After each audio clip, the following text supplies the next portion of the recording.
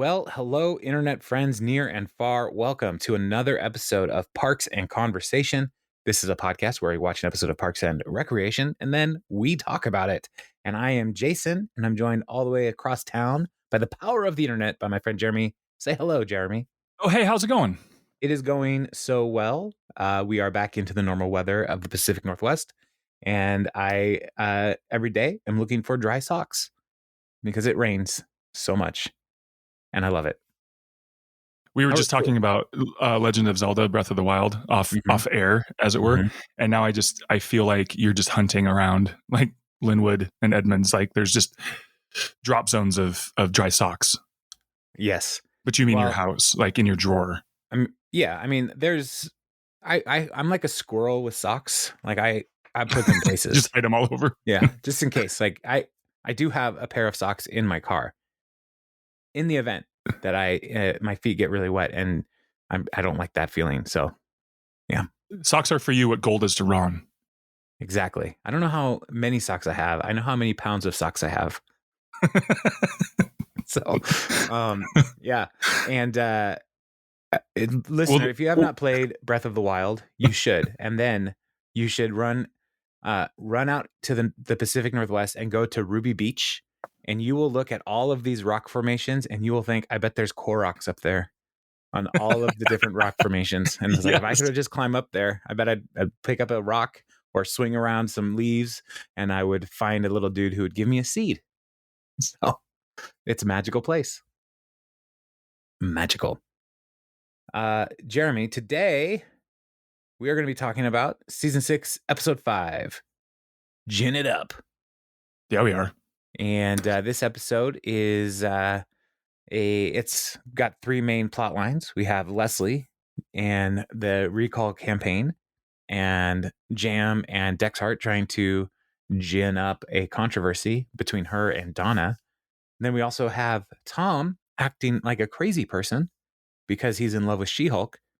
And then our third plot line is Ron and Ben, because Ben and Leslie want Ron to be the witness to signing their will, and Ron doesn't have a will, and Ben's like, you got to take care of this, and we learn a lot about Ron in that section, and so yeah, so those are the 3 main deals. Jeremy, which way should we go first? Oh man, they're all pretty good.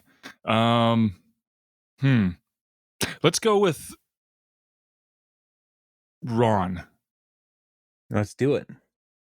We're starting with Ron and Ben. All right. Now, Ben, so like I said, he comes into Ron's office to get Ron to be the witness to their will. And he recognizes right away that Ron is up to something interesting. And because he's assembling a bow in his office, like a bow and arrow situation. Many arrows. Yes. Many arrows. Yeah. And Ben's like, oh, I don't think you should have a weapon in the office. And Ron's response is like, anything in my hands is a weapon. And he starts listing things that he could kill Ben with. And Ben's like, oh, all right. So, so he asks Ron to sign his will. And Ron kind of he just laughs at the idea of a will.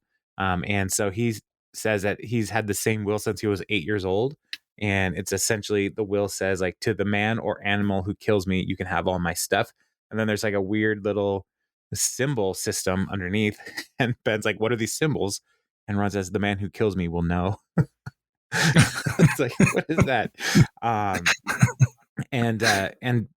But part of the problem here is, like, Ron doesn't want to do a will because lawyers are as bad as the government. And so he's like, I don't need a lawyer to sort this out. But Ben convinces him that, if you don't have a will, most of your stuff would go to the government. And Ron's like, tell me more about this lawyer. See, Ben's smart. He knows where to hit Ron. Right. He knows exactly how to get to, I know you don't want to deal with the government at all. And so the lawyer is here to protect you and your stuff from the government. And so the only lawyer in Pawnee is Trevor, apparently. So which you would think, like again, with all of the media outlets, with everything that's happening in Pawnee, all the madness, there would be more than one lawyer. No, like you make a fortune there. Yeah, I mean, you could. Well, there's 2 clothing stores now. Just now, there's Tommy's Closet and Rent a Swag, right? And so there's these. Mhm. That I mean, the town has a lot of like media, but not a lot of stuff, and that might be why everybody's so angry all the time. Like, there's nothing here but just to watch how angry we are. Welcome to the 21st century America. Um, and so Ben and Ron go to the lawyer, and Ben thinks that he's going to have some kind of camaraderie with lawyers because lawyers and accountants they recognize the value of each other.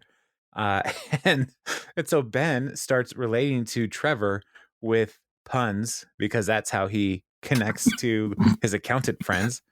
And Mhm. Trevor just looks at him and says, "Check that accountant crap at the door, Wyatt." As I've said before, I just don't like puns. Check that accountant crap at the door. So I love Trevor so much.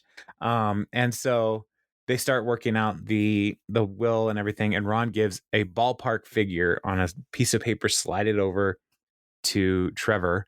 And Trevor is like, we have way more work to do because this amount of money is um, you got to put it into different investments and trusts and all this stuff. And it becomes way more complicated than Ron wants to do. And so he just gives that stupid piece of paper that he's been carrying in his wallet to Trevor and is like, work it out. um, and he's like, what are these symbols? And Ron's like, I knew there was no reason to fear you. Yep. So Ben comes back to Ron and it talks about like, I know what you're thinking. You don't really want to deal with death, but yada yada yada. And Ron's like, no, that's not it at all. I don't want to spoil my kids. And and so the tension point here is Ron wants his kids to like learn how to be self-reliant and to take care of them, like, earn their way in the world. And he knows that amount of money would tempt them to not want to do anything. They would never have to Or work again for generations. yeah, So, or buy furniture made of wood. yeah. When you go to the store to buy wooden furniture, Right? That's rich and people stuff. yeah, and Ron is not wrong in his desire to like help his kids be, responsible and self-reliant people.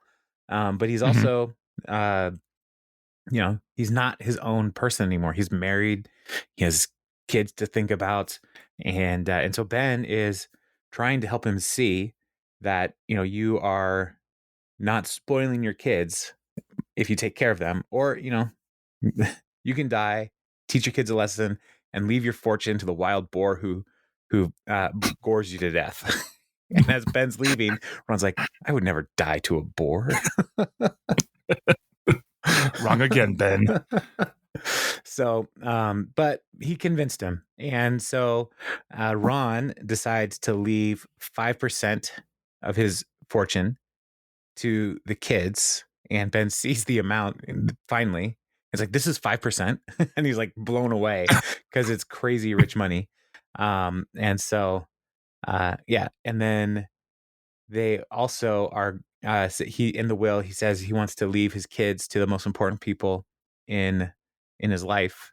And Oh, he starts with the maitre d at Mulligan's and his wife, the steakhouse in Indianapolis. And but he says it's highly likely that they won't be eligible because they're 95 years old. So if they can't do it, would you and Leslie be willing to? Which is so great.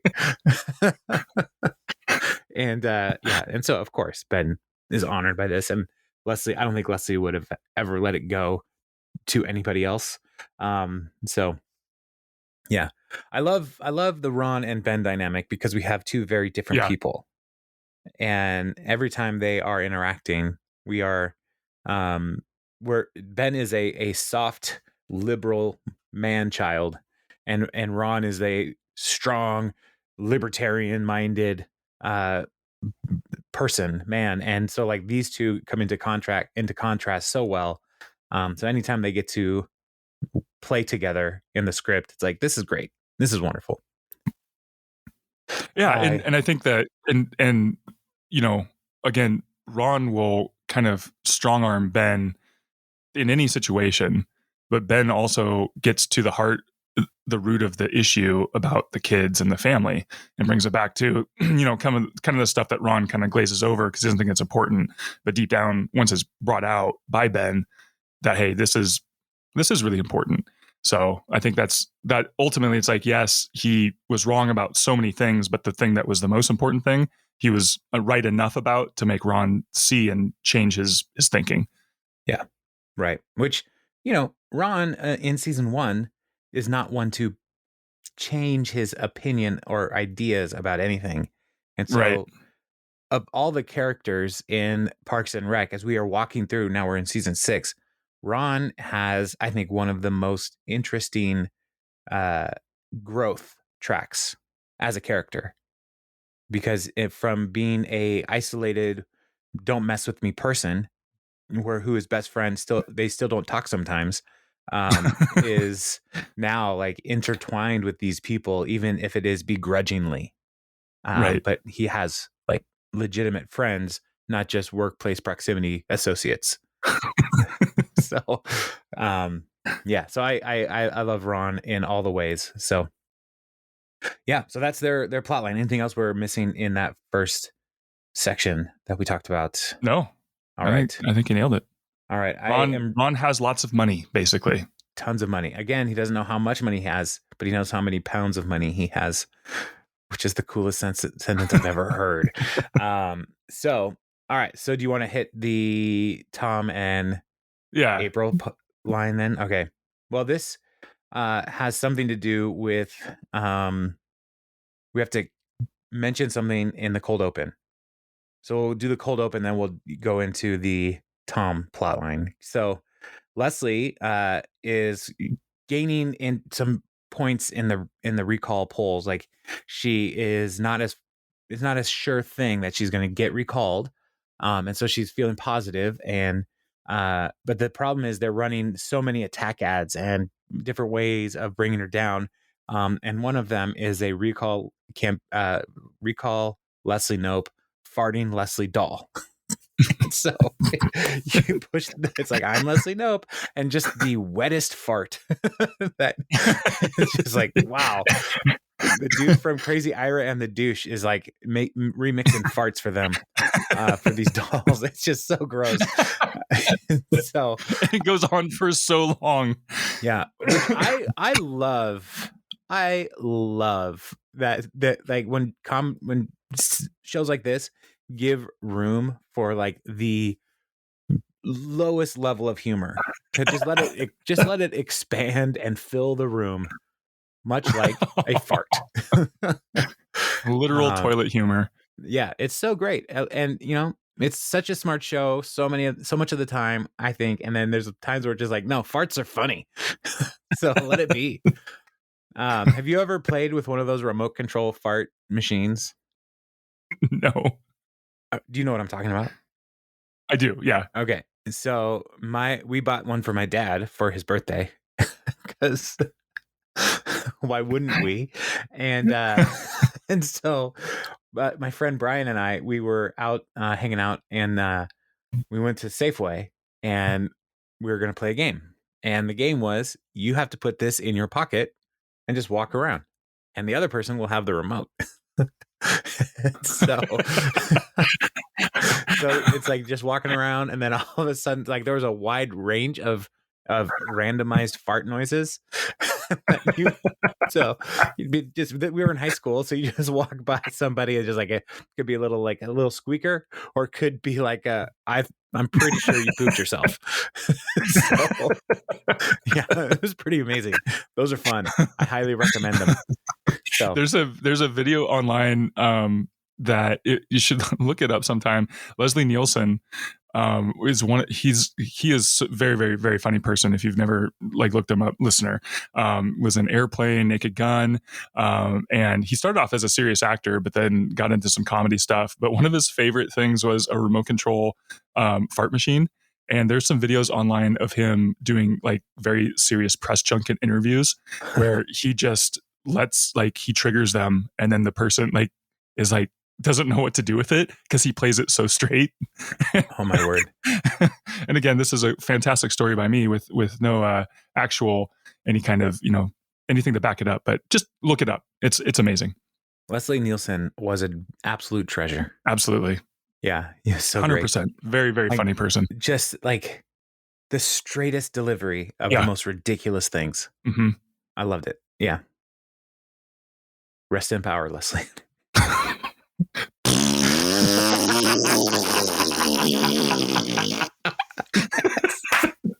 Yes. I love it. All right.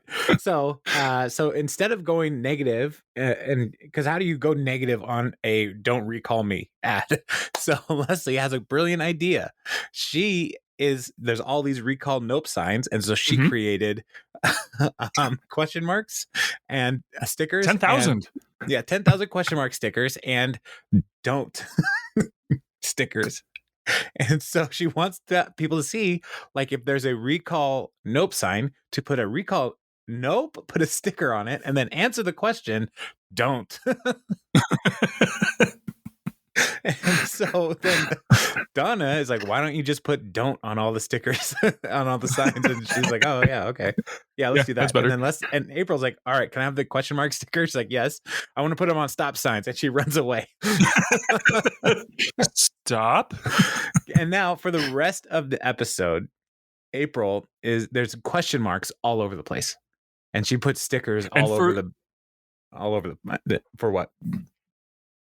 Yeah, no, I was going to say, and throughout the rest of the season as well. Yes. Question mark stickers pop up.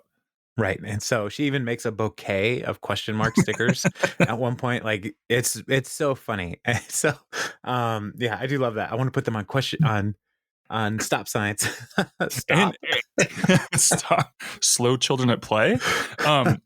And then throughout the rest of the episode too, the recall Leslie Note people are giving out just tons and tons of branded swag, like bottles and neck massagers, all sorts of stuff, t-shirts and sweatshirts. And the Leslie's crew is wearing all of like Jerry has a sweatshirt later on that says, recall nope, but there's a tiny sticker in the corner that says don't. So they're using their opponents, all of their merchandise, but just slapping the don't sticker on it. Right.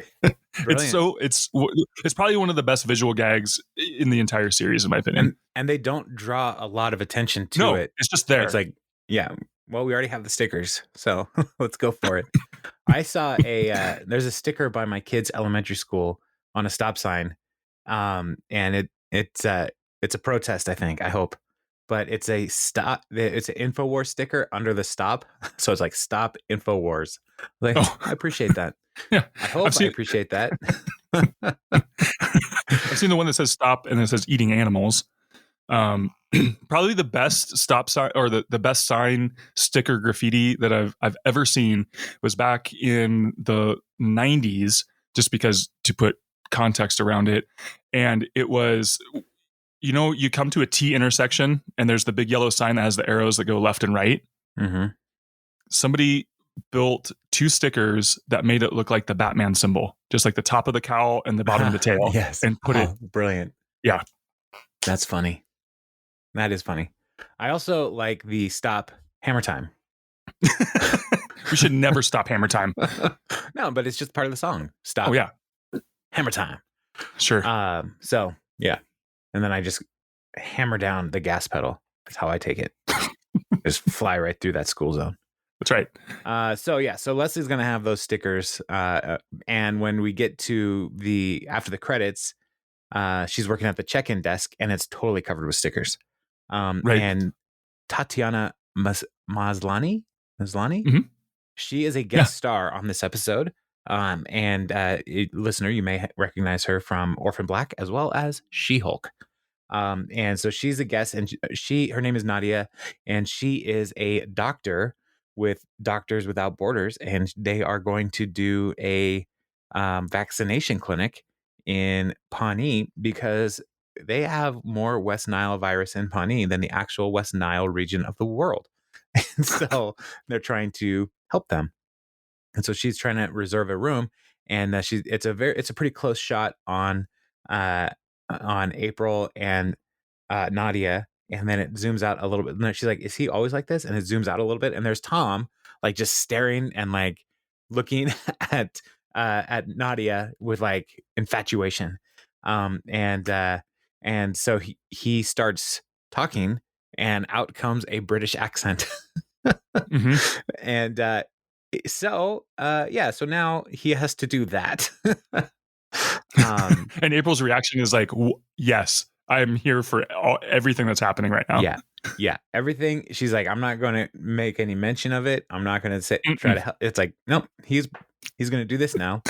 So Tom offers to help Nadia through the whole process. They go into the conference room, and she's filling out the forms, and he's still maintaining the British accent. And then he's like, oh wait, there's a different form that you have to fill out, because she's done. And he's like, I'm trying to keep her here. And so he gives her like a much more complicated form to rent a hangar.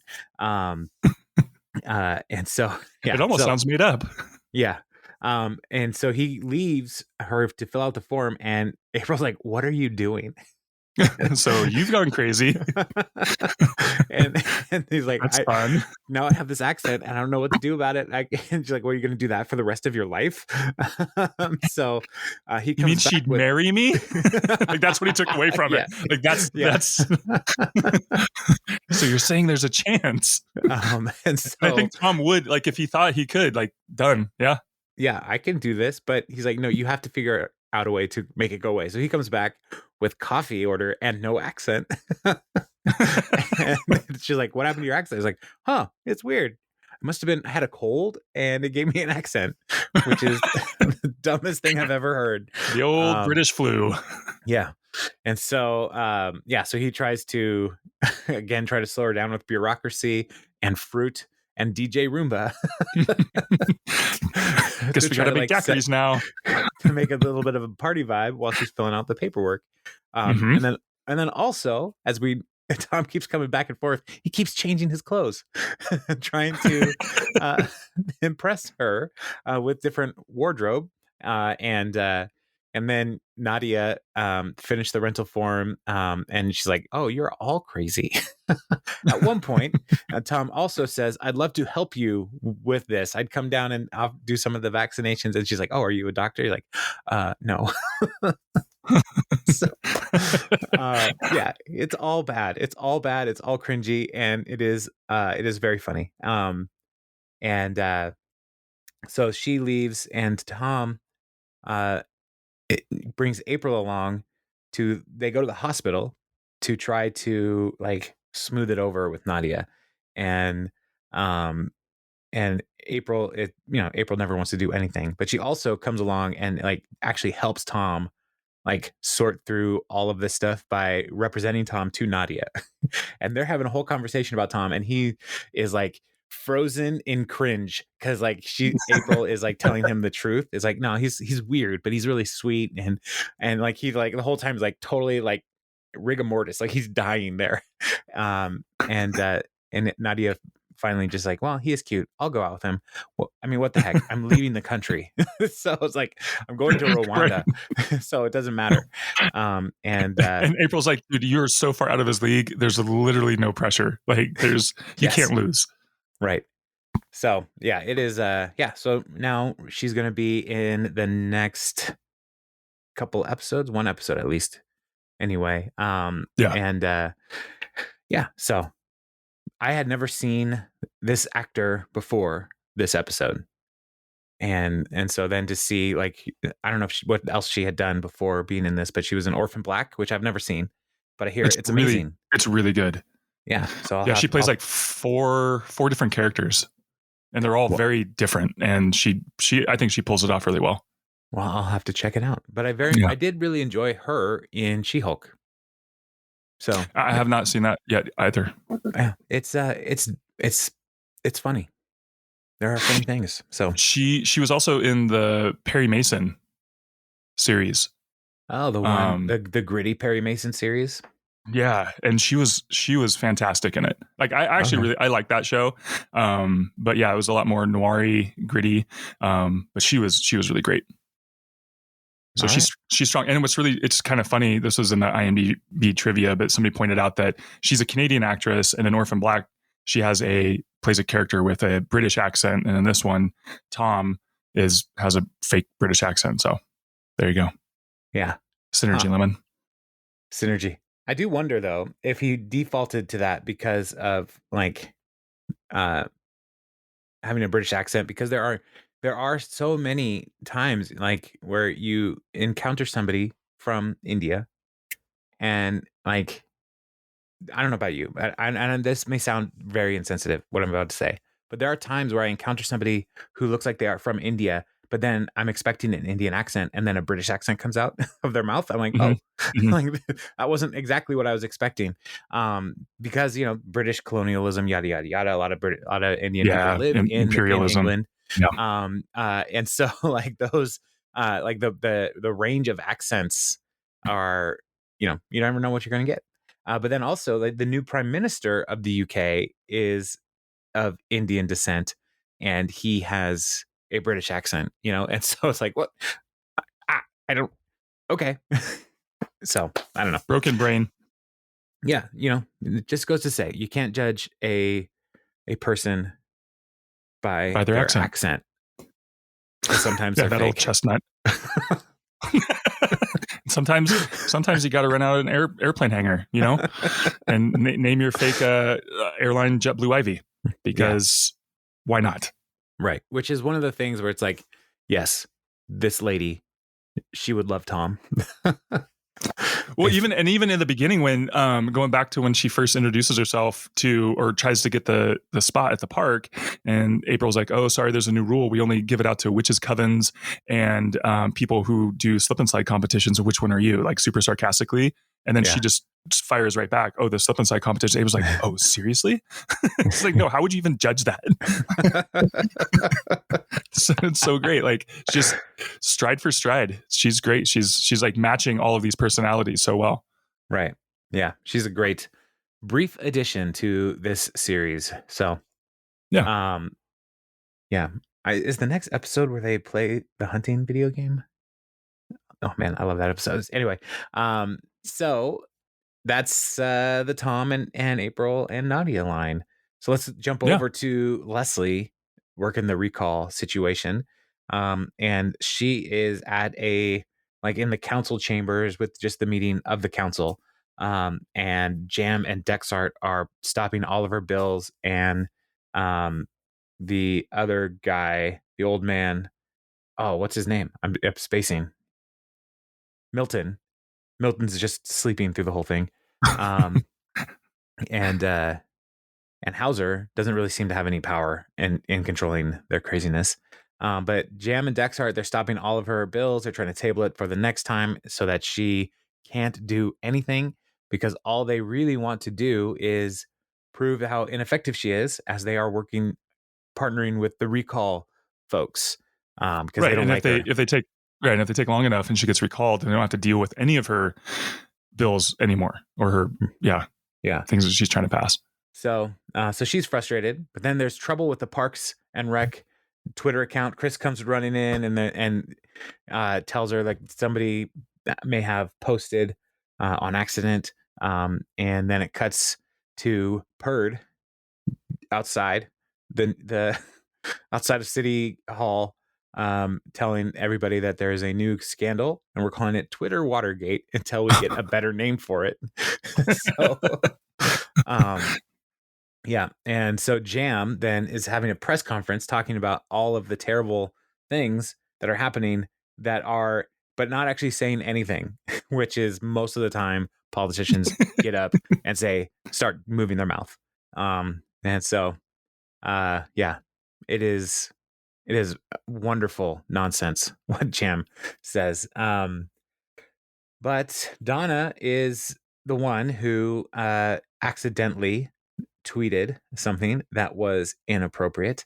And so Leslie is trying to sort out what happened there. And uh, yeah, Chris is trying to explain, like, decipher the Twitter speak. So, in which, I know there's young listeners It's a little personal. potentially, so I'm not going to get into all the things, but he's like deciphering it. He's like, interesting feelings I'm having. So, yeah, but but Donna's like, not to give you a peek into my personal life, but that could have been way worse. I really enjoyed this episode just from even just the Donna aspect. I say even because she's not usually featured as much in the episode. So the fact that she's a bigger part of it, it shows like they haven't really explored Retta's character, a lot, and just showing how well she acts. Like she was so good in this episode. She's great in all of the episodes, but the more Donna we get, that's always a good episode. Right. Yeah. She's so funny. She's so funny. And so after the press conference, and Jeremy is saying, like, I'm gonna say what he says. Tongue bats, eggplants, firemen, those men are heroes who deserve respect. 9/11. This is how Leslie Knope runs her parks department. We're going to hold hearing after hearing until we are satisfied. This will be blown way out of proportion. You have my word on it. So, accurate. Oh man, everybody please vote. Anyway, so the Donna is worried she's going to get fired. And it's like, no one's going to get fired. He's trying to take me down and all of my friends in the process, and we're not going to let it happen. And Chris is like her hype man here. She's like, not on my watch. And Chris is like, not on her watch. He's not going to sully your name. No sullying allowed. Don't worry about it, Donna. And so we're going to nip this in the bud. Guard your buds because they're about to get nipped. So, yeah, Chris is having a day. And so they go to a hearing, and Jeremy Jam says right out the bat, these hearings have two goals. One, to find out exactly how this offensive tweet came to be sent, and two, to turn this whole thing into a media circus. And so they're interrogating Leslie, and Leslie explains that a Parks Rec employee forgot to sign out, and they posted something personal, and that's what happened. And Jeremy's like, stop stonewalling. What happened here? It's like, well, I just told you. And so, yeah, Jeremy is so good. Due to Leslie's intraxidence, we may never find out what happens. Not a word. Intraxidence. So, yeah, so Jeremy is trying to push back and saying, like, this is, you're saying this is just an unfortunate mistake, but it was somebody probably was hacked, but now it's a mistake, so you're flip-flopping. And it's like, well, it's because I have new information. I used to think chocolate milk came from brown cows, and then I learned about chocolate syrup, so I flip-flopped and realized that it's not from brown cows. So good. Yeah, which it's okay to change your mind with new and accurate information. What? It's okay. What? It's okay, everybody. It is crazy. Okay. I know. If you've ever just been like, I can't, yes, you can. It's okay. Parks and Conversation gives you permission. Yeah. We are okay with people changing their minds. Yeah. Vote for us. with when you're receiving credible, accurate information. That's all I'm saying. Yeah. Check your sources. Yeah. Always verify. So the and Jeremy Jam is what's that? Oh, I was just going to say Jeremy Jam, because or else we get people who want to make scandals that look like, scandals like Benghazi look like Watergate. So got to be careful.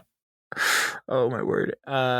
Yeah. So, and then Dex starts asking questions as well. Like Jeremy's like, we need to get to this unnamed employee. And Dexart is like, or them. It could be a bunch of hot ladies. Oh, Dexart. Because he's such a sleaze. And so they then call Don Amigo. Mm-hmm. And Dexart he says, let me first say I'm a big fan of your writing. It's really good stuff. Your tweets. So And really good. So creepy. And Leslie's like, does anybody else see the double standard? Councilman Dexhart is currently being sued by 2 different women for sexual harassment, one of whom was the judge in the first woman's trial. And Dexhart's like, she was talking dirty to me. She's like, saying, she was reading the emails you sent. So Dexhart. Yeah. So Jeremy is like, well, we know that there are more tweets like this from Donna. And Donna's like, my account is set to private. And Jeremy's like, well, we know what else you've been writing because we found it via a third party. And Jeremy with his perm, same hairdresser. And it's Typhoon. Typhoon. And got typhooned. And Donna looks at him like, why'd you do this? Like, maybe if you'd bother to come to my Great Gatsby brunch, you'd know. So, so now they are able to read Donna's tweets, and many of these tweets are talking about how annoyed she is with Leslie and talking about Leslie's overzealous work ethic. And Leslie is kind of offended. She's betrayed. She feels betrayed. Yeah. And it's like, why would you do this? You really think I'm annoying? And Donna's like, I thought that was your thing. I thought annoying was your thing. No, she likes to make friendship bracelets and, dance like nobody's watching and come up with really cool nicknames. And you, of all people, should know that, El Diablo. Which is a great nickname. Which is a great nickname. And I think wasn't that in Talladega Nights as well, when they changed like from Shake and Bake and then they split off, and he's like, yeah, I'm going with El Diablo. And I was like, oh, that's a really cool name. Yeah, I know. Thanks, man. Anyway, sorry. I think Talladega Nights is hilarious to me. So, oh, that's funny. So moving on. Leslie is offended, and so Jeremy calls the meeting to a close. Like, I think we've done a lot of good work here today. And Leslie, Chris is like, I'm sorry, I can't postpone these hearings. And Leslie asks him, do you think I'm annoying? And he says, no, I don't think you're annoying, but I do think you ask a lot of the people you work with, and that the people do what you ask because they love you. But I also think that driving people as hard as you do can ruffle some feathers. Which goes back to like Donna. I like thinking and racquetball. Now who's annoying? But yeah, it goes back to go back to when she's talking to her at the hearing, and she's like, no, I mean, and Donna's like, the only reason why I'm even on Twitter is to blow off steam and to tweet stuff to guys on there, and right. Donna's like, do you really think I hate you? After everything we've been through the last 10 years. And even Leslie's like, I honestly don't know anymore, which, ouch. Right. And come on, Leslie. I mean, Leslie should know that Donna's got her back. But they'll work it out. But because Chris shows her some other tweets. Right. About how awesome Leslie is, and how even when people try to take her down, she is, still a boss, and so like, there's nothing to, she doesn't have to worry about Donna and her actual attitude. But, Twitter, I don't know if anybody knows this, but Twitter is a terrible place to build relationships and base anything about those relationships in reality. Just FYI. So I will say this, though. This episode made me think about when Twitter first came out, and I had a boss who was trying to figure out how to be good at Twitter. And he is the only person that I have ever set up to send me automatic updates, like push notifications when he tweeted. Because I was like, I just don't need to know like what he's saying. Because like part of my job was to like, make sure that do some damage control. Exactly. Like I was like, hey, you probably shouldn't say that. So you might want to take that down. You needed to set him up with a Creed Google Doc. Yeah, creedthoughts.blogspot.creedthoughts.gov. So yeah, it's really one of those things though, like having access to multiple Twitter accounts too. Like you should definitely know, like you shouldn't first of all tweet things that you don't want on any Twitter account to show up. But like that kind of security around like accidentally logging out of an account and saying something representing an organization, like you get fired for that in real life. Right. And so, this was a real situation. There was a story of a journalist around the time this came out who was going to a developing nation. And she wrote something as she's boarding the plane, going to this place, hope I don't die when I get there. Something along those lines. And by the time then she put her phone in airplane mode. By the time she landed, turned her phone back on, she found out she was fired. So Wow. like those kinds of things are, words matter. And so as we are working through into this future hellscape where Elon Musk owns Twitter, we have to recognize words still matter, and people are terrible. What's your over under on Twitter still being around in, I don't know, 1 to 2 years? I don't know. The only thing I really want it for anymore is trash talking Russell Wilson. It's pretty good for that. And finding other memes and things of people trash talking Russell Wilson. Yeah, that's all I want. It's working very, very well so far. It's been great. Last week was a bit of an anomaly because they won, but it was against the Jaguars. So I'm pretty sure they're going to come crashing back down to earth real soon. Let's roll. So let's ride. That's right. Let's ride. Yeah, I don't know. I feel so petty when I say stuff it's like true. This. Yeah. And that's the thing. At least we call it out. At least we say it like, yeah, we're petty, but it's fun. Well, like with Donna is like, I go on Twitter to blow off steam. And like, that's literally like all I really want. All I'm looking for are like Mariners memes and Seahawks memes and people making fun of Russell Wilson and his practicing high fives on the practice field. Or standing out at the middle of Lumen Field with his arms extended, soaking up the vibes. Like, what is happening right now? So, yeah. And now he's not our quarterback, so I don't have to try to protect him. There you go. Just like his offensive line did. Oh, yes. Sorry. Sports talk for a minute. Did you see the press conference with the three, with Gino and Tyler Lockett and DK? And Tyler said, like, well, how do you what do you attribute this to, like your current success? And he says it's amazing what happens when nobody tries to take the credit.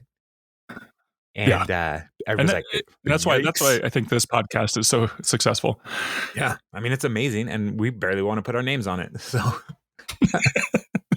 yeah, we're like the anti-credit. No, it's just this is Jason's idea.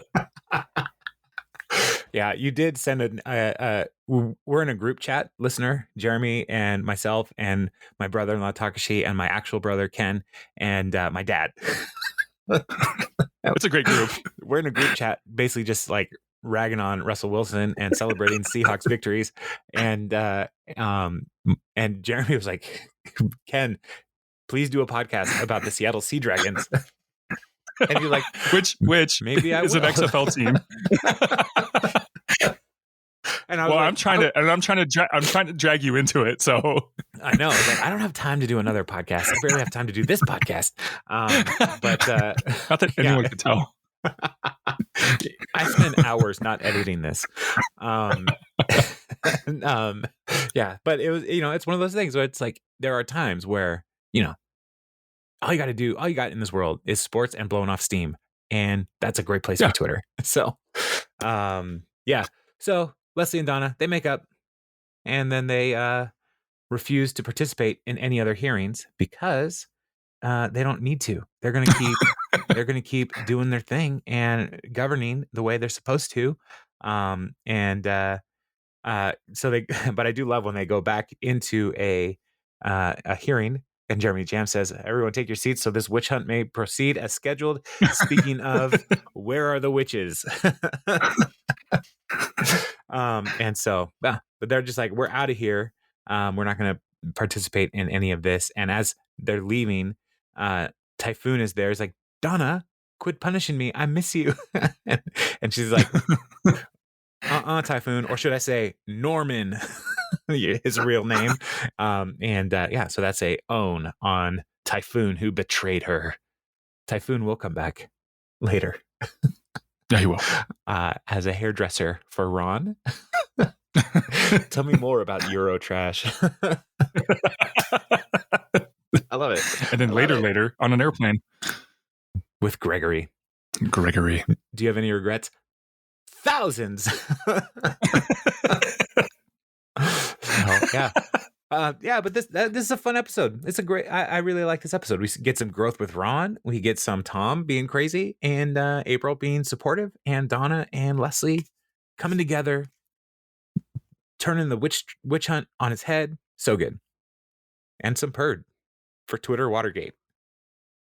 So until they can find a snappier name. Yeah, and the Chiron says, yeah, it just says Twitter Watergate underneath. Nope to answer for filthy tweet. It's like, it's not even her tweet. So, oh whoa, I just found all these stills from that IMDb has. This is great. Okay. Anyway, sorry, I didn't realize that was a feature. So, but this episode rated at what was it rated at? Where are we at? A paltry 7.7. 7.7, which I just disagree. I do too. IMDb. So I don't know how to rate it better, but whatever. Everybody vote. That is all. Anything else? Politically. I mean, you could vote on IMDb, but mostly go vote locally. I do really want people to remember to vote. It's election season right now. If it's not currently election season as you're listening to this, don't vote. I don't want you to go to jail. But we have the opportunity to vote, to shape the government that we live in, the people, and to try to help people not have craziness. Do you want more Jeremy Jams? I don't. And we have too many now. So please go vote. Go vote. So we got sports, we got political. Let me talk about money. Yes, please. No, I won't. I'll save that for another time. We talked a little bit about money, like, setting up a will and how many pounds of money do you have? And speaking of politics, next week is filibuster. Yes. This is a great episode. Yeah. All right. Okay. This is the one with the video game. Because they're at the roller rink and yeah. Yes. All right. I'm excited. All right. Well, until then, listener. Oh, wait. We didn't talk about food. What about food? I don't know. We always say something about food. Oh, yeah. Well, I'm getting a handle on my fasting, so I'm not as hungry in the morning that we record. So I think that might be why I didn't talk about food today. But now I'm thinking about food. I know. And I have 2 hours. See you for Mexican tonight. I know. I'm excited. All right. Well, I guess until next week. Yes, listener. If you have any questions or comments or feedback, please keep it to yourself. No, email us, parksandconversation@gmail.com, and we would love to hear from you. And please tell your friends about this show. Maybe not this episode, but the general show. Let them know, like, hey, I love Parks and Rec, and I care about you, and I see that you're sad, and I want you to be less sad. So listen to this podcast. It will help you see, like, yeah, at least you're not struggling like they are. Perfect. So, yeah. All right. And rate and review, all that stuff. Yada, yada, yada, podcasting. And we don't have ads. Bye.